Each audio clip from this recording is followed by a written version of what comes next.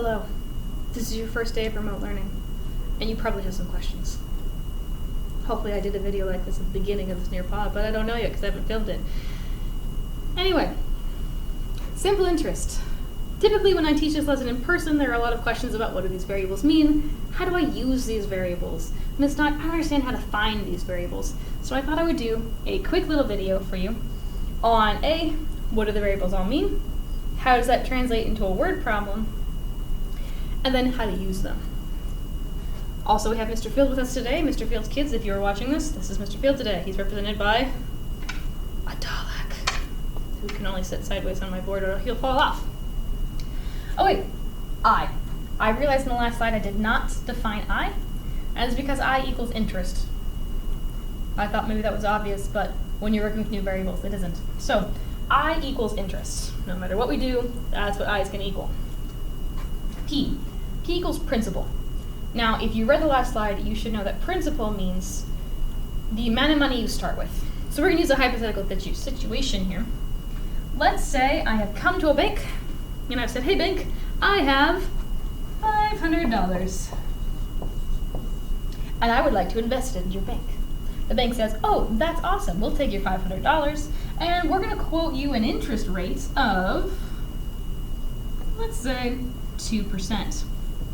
Now what that bank means is that they will keep your $500 for you in the bank, and then every single month, or on a yearly basis, it depends on how your bank works, they're going to give you 2% back as kind of a thank you for using our bank, which is very nice of most banks, because they need your business and they need your money in there, and if you take it out, well, they don't have any more money. So they typically will actually give you free money just simply for putting your money in their bank.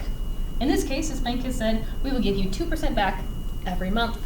Now, you're only planning on keeping this in here for 3 months, because you're James Bond, and you need $500 in there 3 months from now when the whole world goes crazy because of coronavirus. Anyway, I digress. You go to a bank, you say I have $500. They say, cool, we'll give you 2% back, and you're only going to leave it there for 3 months. Where do those relate to these? We just talked about principal. That's this guy. Principal is the amount of money you start with. You should be thinking, haha, yes, I give the bank $500. You're in fact correct. This is the principal. Now, R stands for rate. Yes, it does need to be lowercase. That is correct. Because big R is used for something completely different in physics. So please, lower R. Needs to be a lower R. Okay, rate is the percentage of interest that the bank is either going to charge you or give you back. In this case, you should be thinking, haha, rate is 2%. You would be correct. Lastly, we have time. It's exactly how it sounds. It's just the amount of time you're going to keep your money in that situation. So in this case, my $500 in the bank, and it's going to be 3 months. So if you said 3 months, you were in fact correct. Which is also a lowercase t, also important because an uppercase t will again be used for something very different in a future math/science course. So, lowercases are important. So I have principal, $500, my rate is 2%, and my time is 3. On this side of the empty board, right above Mr. Field, we're going to use this equation. So, I take my variables. Obviously, I don't know my interest yet, so that's still I.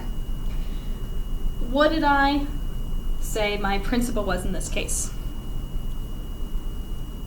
Hopefully you said, $500, Miss Knock. I know the answer. You're correct. Principal is $500. So I'm going to replace where P was with $500. Okay? Now what is my rate? This is a Dora Explorer thing. Can you say rate? Good, 2%. But here's the tricky thing. You can't just put 2% in here. It has to be the decimal form. If you put 2 in here, you're telling me the bank is giving you 200% of what you put in back. No bank will do that. No bank is going to say, great, we'll take your $500 and we'll raise you $1,500. They're not going to do that. What they will do is they will give you 2%, which is a decimal 0.02. Just take this and divide it by 100. That's my rate. Now, time. Again, Dora, can you say the time? Good, it's 3. Right there. You should be able to try and fall off. Stay. 3. You can still see it. Awesome. And you put them all in here.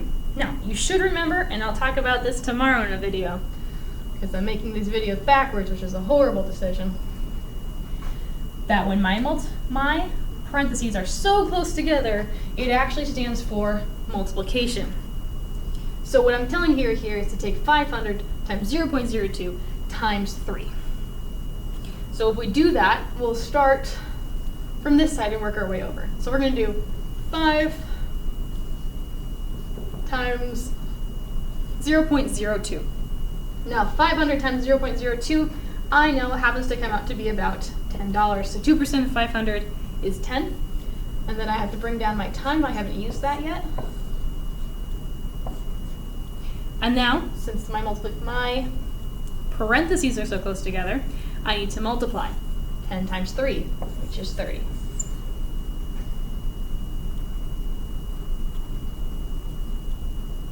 Yay.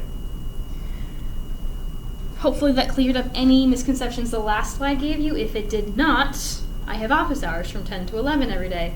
If you didn't catch today's, please hop on tomorrow, and you can ask me any questions, and I'll explain it to you. Say goodbye to Mr. Fields. Bye-bye. And I will see you tomorrow.